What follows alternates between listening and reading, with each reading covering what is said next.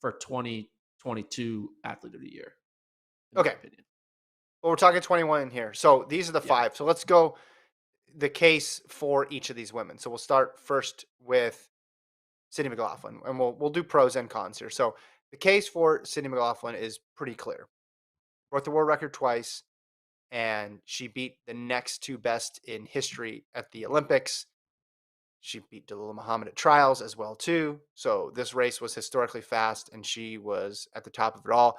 She didn't just, she smashed this record. She brought it all the way down to 51:46, just a staggering time there. So obviously we know the pros, the cons. You can see it there. We can throw up her season here. She only ran 3 400-meter hurdle finals all year. Okay.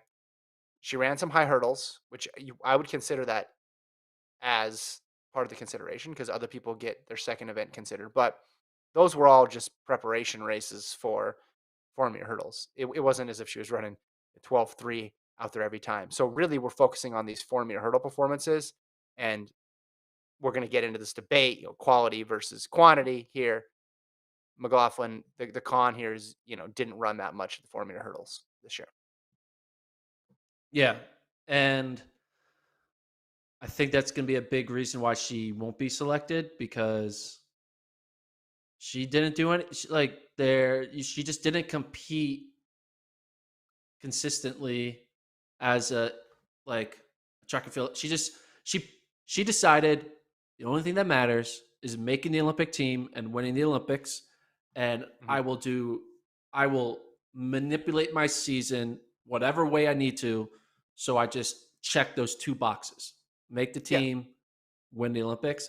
And so in her mind, she went 2 for 2, but yeah, when it yeah, comes to world athletics, it's yeah. not about doing 2 for 2. It's about competing on the circuit, going and doing this, winning multiple times, not just winning one race at the end of the year. Yeah. So uh, Yes. I think because of that, World Athletics doesn't want to set a precedent where you become an all-time great. You're considered the best in the world when you didn't really compete often, you know, Listen, with the she exception of being a set her. marathoner because they can only compete twice. So Yeah, you're right though. She set her season up. I want to smash the world record. I want to win gold.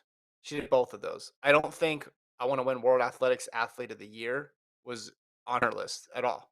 So, and you can see that. You can see that in how she set up her season. Any other year, no brainer finalist probably going to win.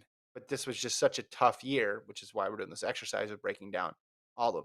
She also has the 4x4 medal, so you could throw that in there as well too. But again, it's tough because then how do you weight that against people who just don't even have the opportunity to run in a relay? So that's Sydney McLaughlin's one case for the one more athlete of the question year. on Sydney. Sure. One more question on Sydney. Do you think she's going to keep this format in 2022 where she kind of stays low key early in the season, makes the team, tries to win a world title? Or do you think she'll kind of go back to kind of doing the circuit and running more often? Yeah, because if you look at 2019, she ran more diamond leagues and she didn't do the high hurdle thing. You know, does she do the high hurdle thing because obviously it set her up perfectly to thrive in the lows later on? Or does she figure and her coach figure, hey, we tapped out that part of it. We don't need to go do that every single year. We can run more 400-meter hurdles. Because you look at 19, she ran 1, 2, 3, 4, 5, 6, 7 400-meter hurdle finals that year. Now, the season was a little different, right? We had her final taking place in October at the World Championships. So we had more Diamond League meets. Well, we had all the Diamond Leagues before the World Championships, which could have helped out a bit. But she just ran much more frequently in the 400-meter hurdles. So I have no clue to answer your question. I don't, maybe she sees that as something she needs to replicate. Maybe she sees it as something that she doesn't need to do anymore. Um, I'll venture to guess she'll run more than she did in 2021, but less than she did in 2019. How about that? I will venture to guess that she'll do the exact same thing she did in 2021. I think But does that she'll mean you think she's going to see, run the high hurdles again? She'll do the high hurdles again, or she just won't race yeah, that much at all? I Okay. think she's All right. going to try. I think she can look back at this season and be like, it worked. broke the world Mhm. record. I PR'd and I won an Olympic gold. Why go back to the 2019 version where I don't Sure. break the world record, I get second? So I think we might see the same amount of Sydney on the big stage by Yeah. being.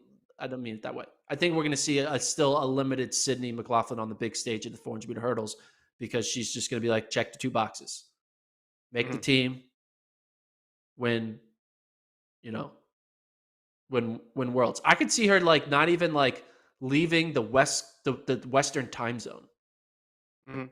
Like I think she's going to stay in the same time zone the entire 2022 year. She'll just be in California, run some California meets, go up to Oregon, Yeah. run the Oregon meets, come back to California, go back to Oregon. Like, I think she'll be like, screw it. Like, does she need to go all the way to Norway to run in the Bislett games to get an appearance Yeah. fee of thirty Right, thousand right, dollars? No, she's gonna be right, like, right. whatever, you know. That's probably a welcome, not just for her, but for a lot of US-based athletes to finally have it be more American-centric this Yeah. year. We don't know what the meet schedule is gonna look like with smaller meets popping up, but you assume that stuff will be there if the demand is there. Okay, that's the case for and against McLaughlin for